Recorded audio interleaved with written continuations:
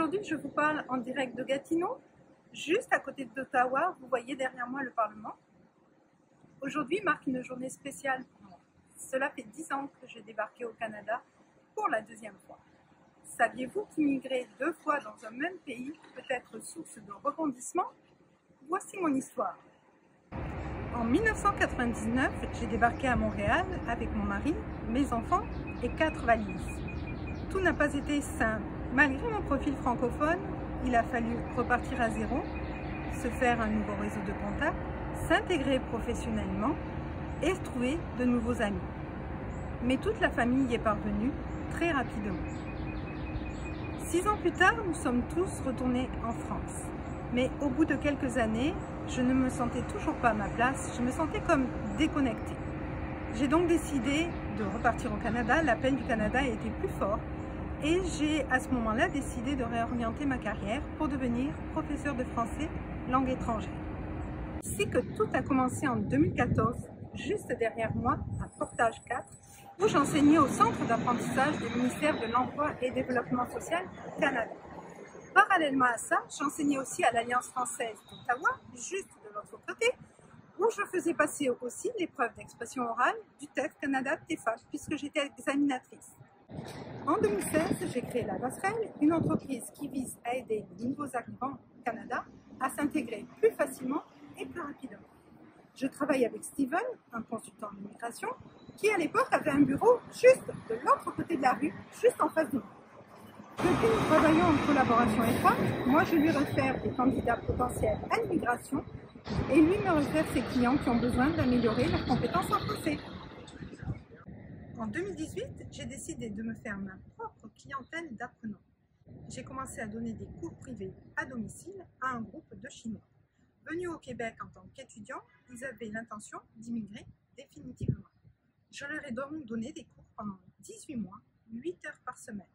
Jingjing et Ross ont réussi leur TEFAC, ils ont fait venir toute leur famille de Chine et de nos jours, ils travaillent même en français. Et puis la pandémie de Covid-19 est arrivée, mettant toute mon activité professionnelle sur pause. Mais nous avons vu que pendant cette période, il était possible de faire beaucoup de choses en ligne, notamment des cours.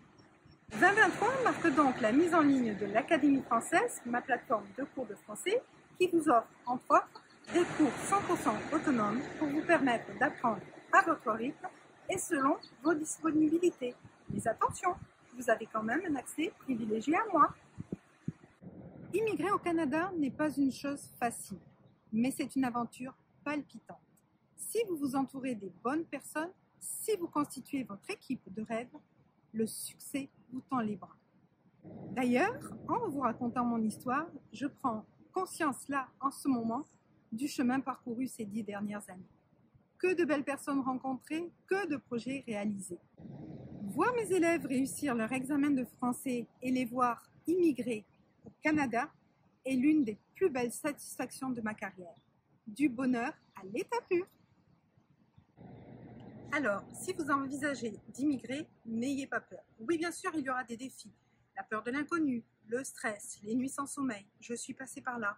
Mais je vous assure que le défi en vaut la peine. Les expériences sont illimitées.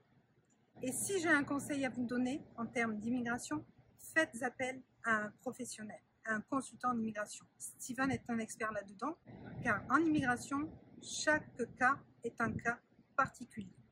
Et si vous voulez performer au TEF Canada TEFAC, suivez ma formation, décrochez votre passeport linguistique pour le bilinguisme. Ensemble, faisons de votre rêve une réalité. Si je l'ai fait, vous pouvez le faire aussi. Alors, je vous lance un défi. Et si on se donnait rendez-vous dans 10 ans, ici, à Gatineau? Sauf que là, c'est vous qui me raconteriez votre propre histoire. Qu'en pensez-vous? Pour l'heure, je vous invite à partager vos histoires et à laisser vos questions dans les commentaires. À bientôt!